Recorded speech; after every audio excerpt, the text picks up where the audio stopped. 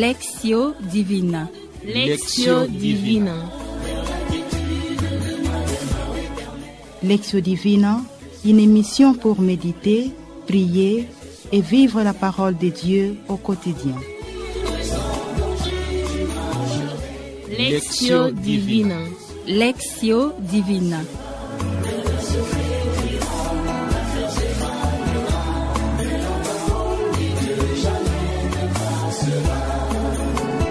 Je me réconforte dans la parole de Dieu l'Éternel. Ne crains rien, je suis ton Dieu. À ton secours je viens, je te soutiens de ma droite triomphante.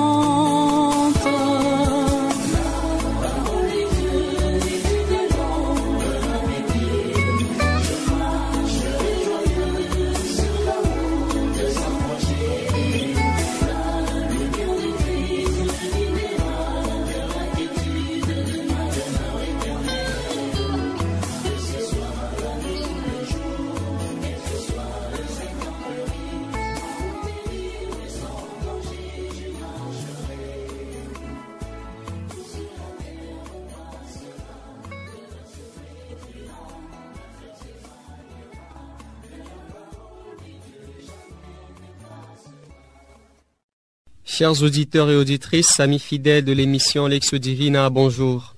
Nous allons méditer au rythme du 32e dimanche du temps ordinaire de l'année liturgique C. Et nous nous permettons de vous souhaiter d'ores et déjà un bon moment de parole priante autour de l'évangile que l'Église notre Mère nous propose en ce dimanche. Nous ne pouvons qu'être heureux de vous atteindre par cette voie des ondes, où que vous soyez, dans vos maisons, dans vos postes de travail ou dans les automobiles, afin de méditer ensemble le texte tiré de l'évangile de Jésus-Christ selon saint Luc, au chapitre 20, les versets 27 à 38. Ce moment, nous le vivrons avec un groupe de jeunes, garçons tout comme filles. Au micro, vous suivez Hervé Ngoy, et aux autres jeunes, nous demandons qu'ils se présentent aussi nommément. Judith Sifa. Omer Diela. Mon nom c'est Gloire Kwetakwenda. Michel Nzambi. Estimés auditeurs et auditrices, dans ce studio, nous ne sommes pas seuls. Ainsi, nous vous signalons la présence de la sœur Rita Almichi, fille de Saint Paul et réalisatrice de cette émission, ainsi que la présence de notre fidèle ami Olivier Nguessé, qui assure la bonne marche de tout ce qui est d'ordre technique. Aimables auditeurs et auditrices, à l'unisson avec l'Église tout entière, nous célébrons le 32e dimanche du temps ordinaire de l'année liturgique C. En bref, la liturgie de la parole de ce jour nous parle de la résurrection qui nous attend au dernier jour, lorsque le Maître reviendra dans sa gloire. Le Christ nous présente ainsi d'une manière anticipative ce que sera la vie après la mort. Ainsi, nous sommes également invités d'une manière implicite à tourner notre regard sur Jésus, lui seul qui peut nous juger dignes d'avoir part au monde à venir et à la résurrection d'entre les morts. Nous pouvons donc tirer leçon de cette intrépidité dont on fait preuve dans le 2e livre des martyrs d'Israël au 7e chapitre, 7 frères avec leur mère qui ont préféré la mort plutôt que transgresser la loi parce qu'ils avaient foi que même s'ils sont tués par la main des hommes, la résurrection promise par Dieu leur donne l'assurance de la vie éternelle.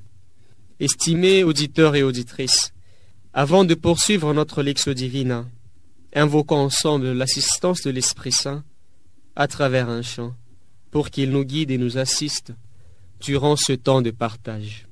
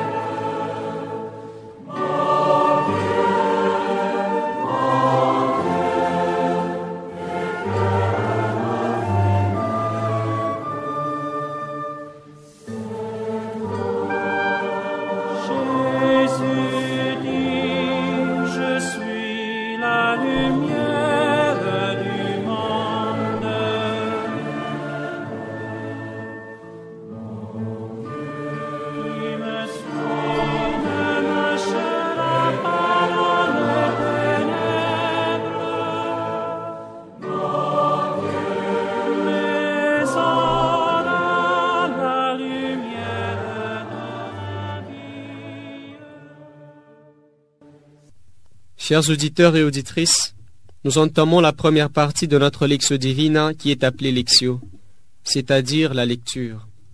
Justement parce que c'est en ce moment où nous disposons nos cœurs à l'écoute de la parole. Ainsi nous inviterons, juste après le chant d'acclamation, notre ami Omer à lire pour la première fois l'Évangile.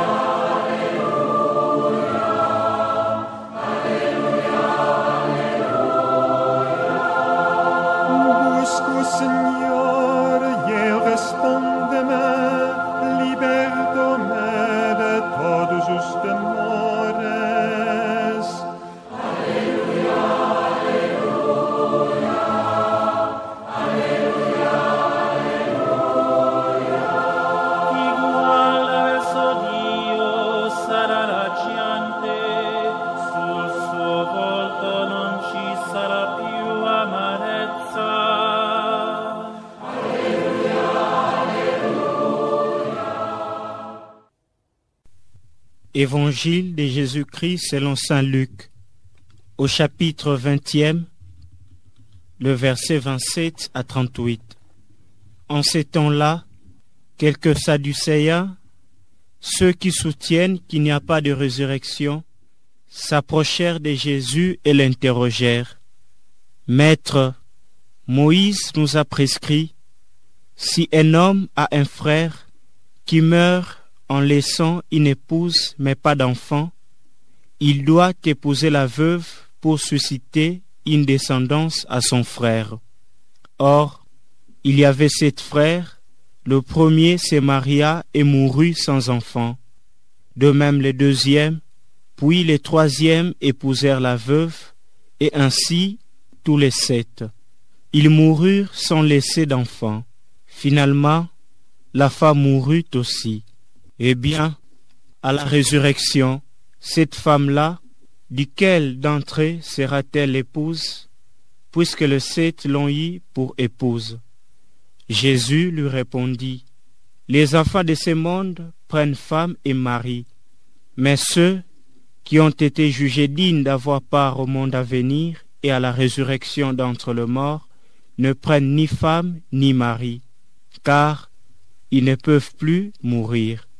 Ils sont semblables aux anges, ils sont enfants de Dieu et enfants de la résurrection. Que les morts ressuscitent, Moïse lui-même les fait comprendre dans les récits du buisson ardent, quand il appelle le Seigneur, le Dieu d'Abraham, Dieu d'Isaac, Dieu de Jacob. Il n'est pas le Dieu des morts, mais des vivants. Tous, en effet, vivent pour lui. Acclamons la parole de Dieu. Louange à toi, Seigneur Jésus. Chers auditeurs et auditrices, observons un temps de silence tout en méditant la parole. Et à la régie, nous demandons de l'aide à travers une douce musique, nous permettant ainsi de bien intérioriser cette parole écoutée.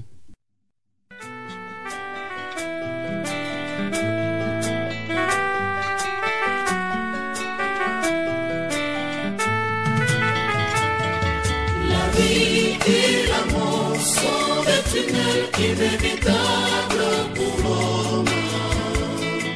On naît, on grandit, on vieillit et on meurt. C'est inévitable pour les hommes. La vie et la mort sont des tunnels inévitables.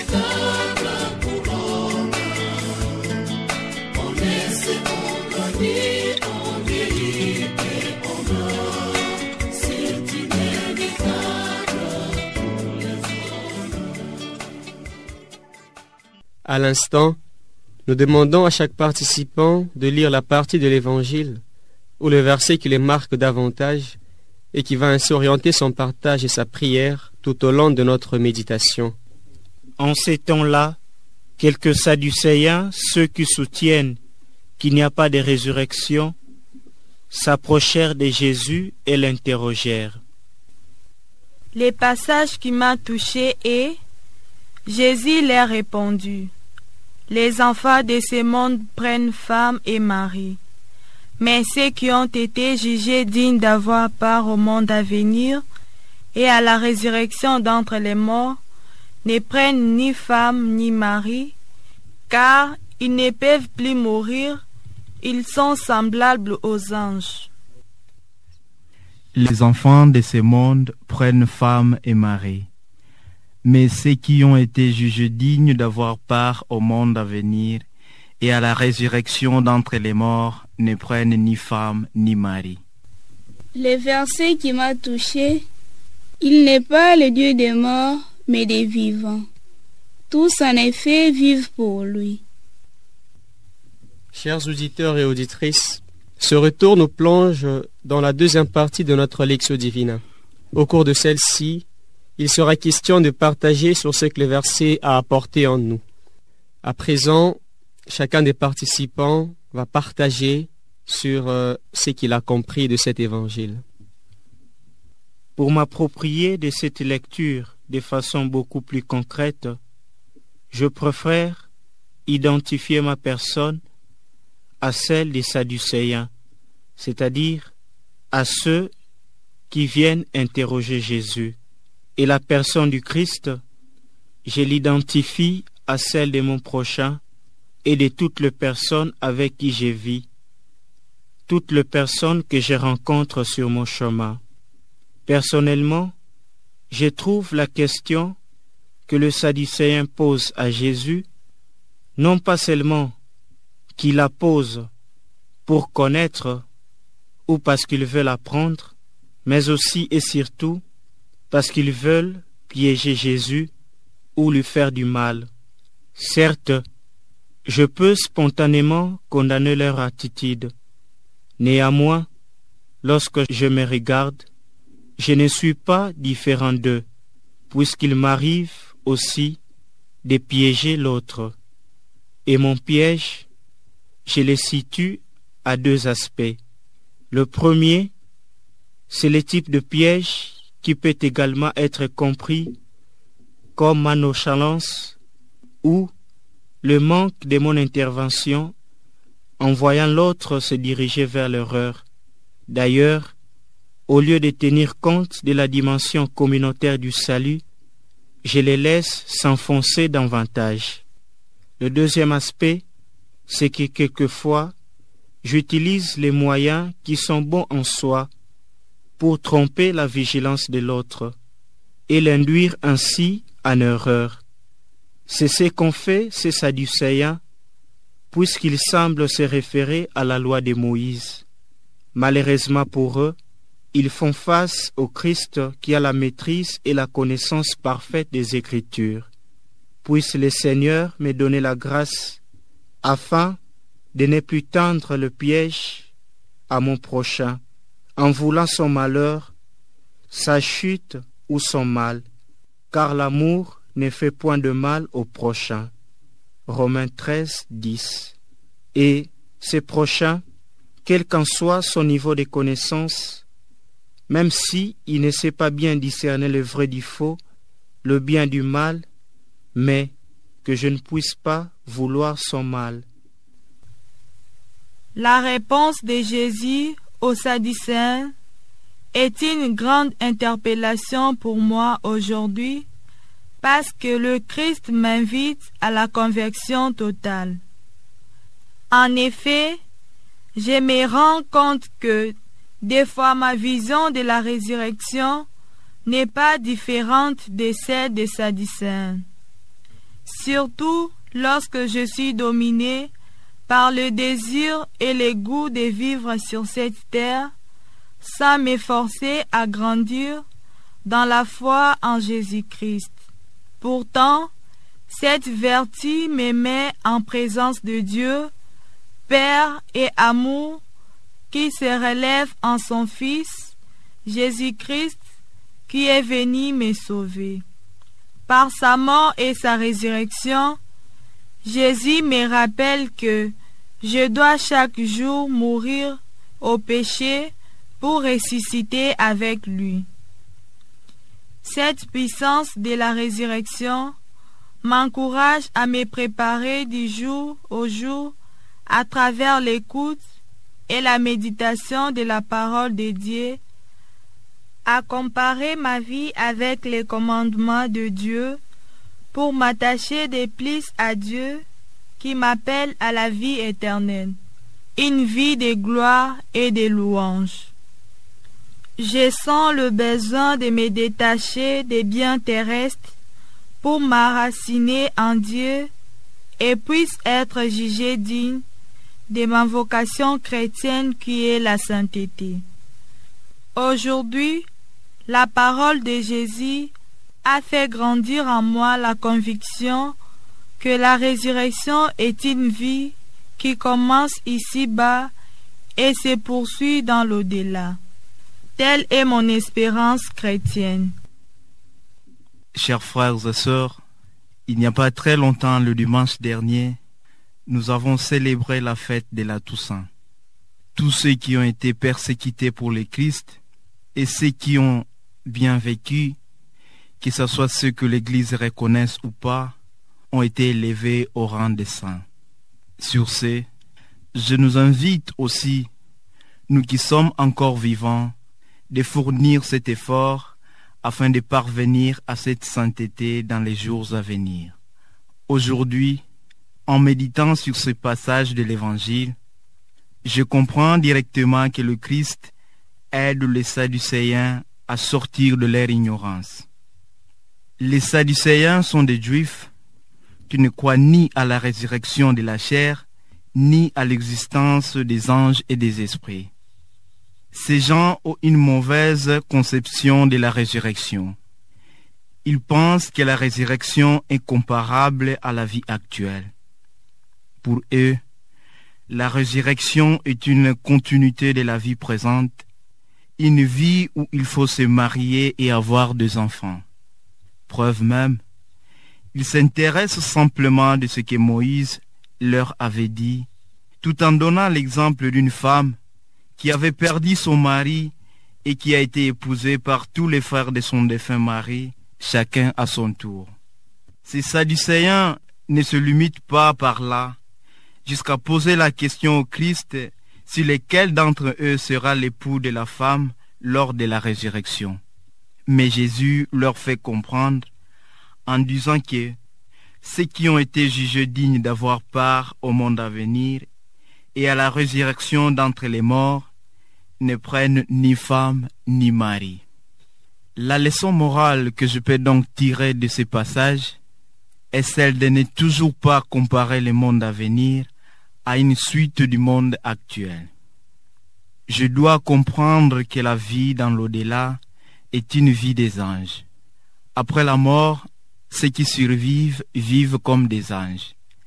Et les anges n'ont pas besoin de ce qui est matériel ou du sens naturel pour vivre.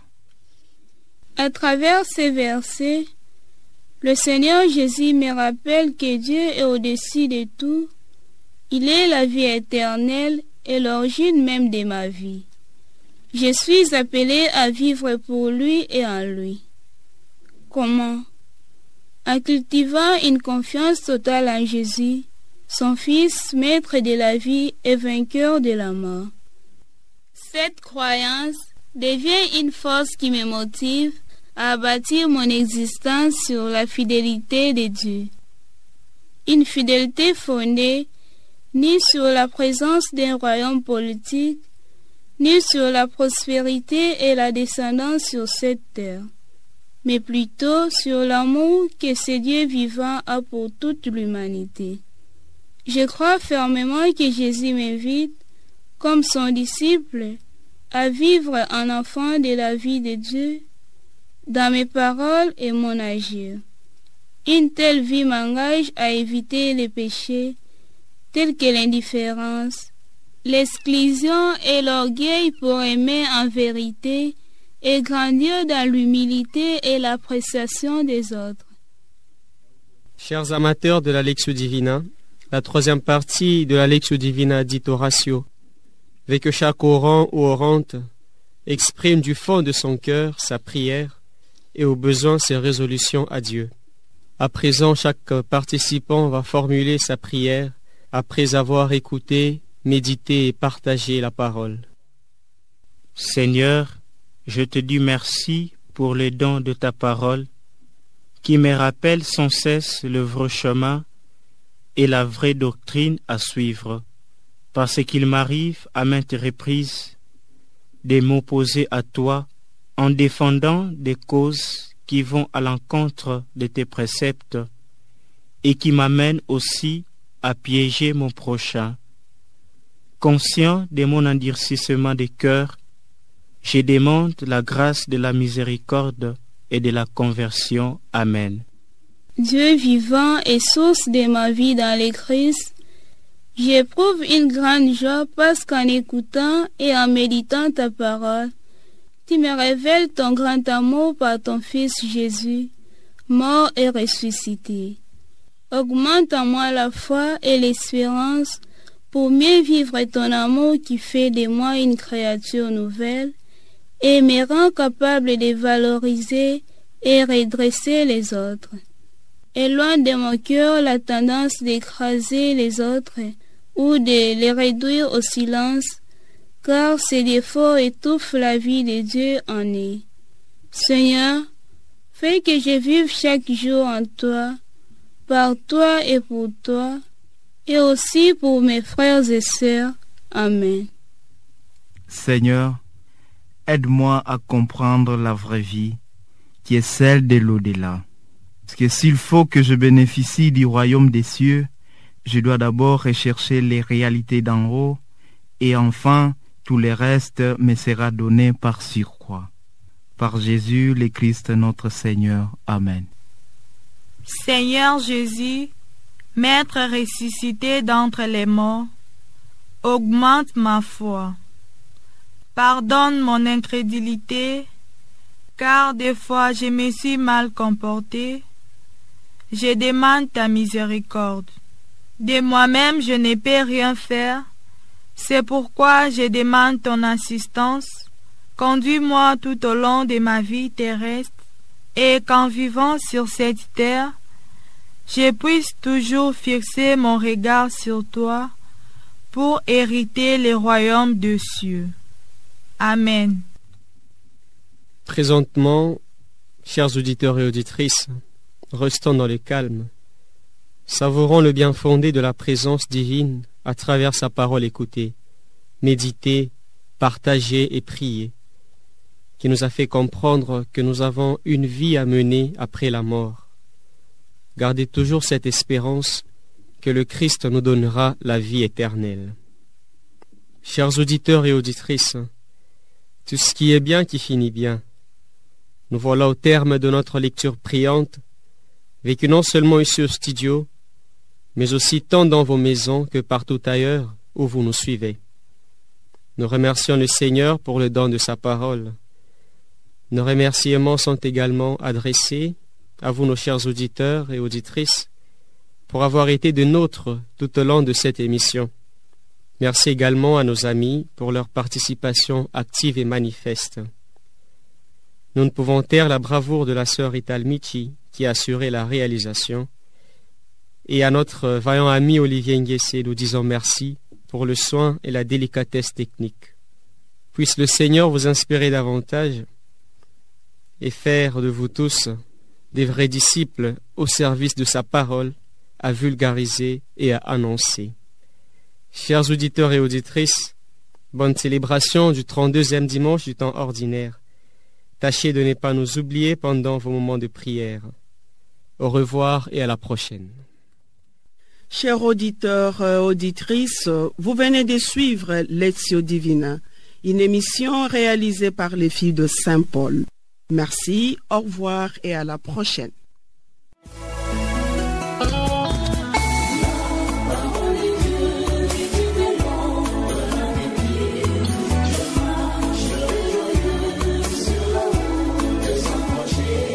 Lectio Divina. Lectio Divina. Lectio Divina, une émission pour méditer, prier et vivre la parole de Dieu au quotidien. Lectio Divina. Lectio Divina.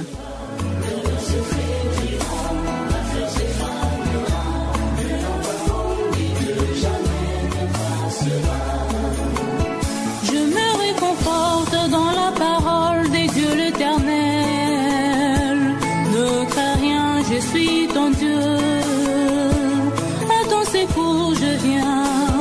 Je te soutiens de ma droite au triomphant.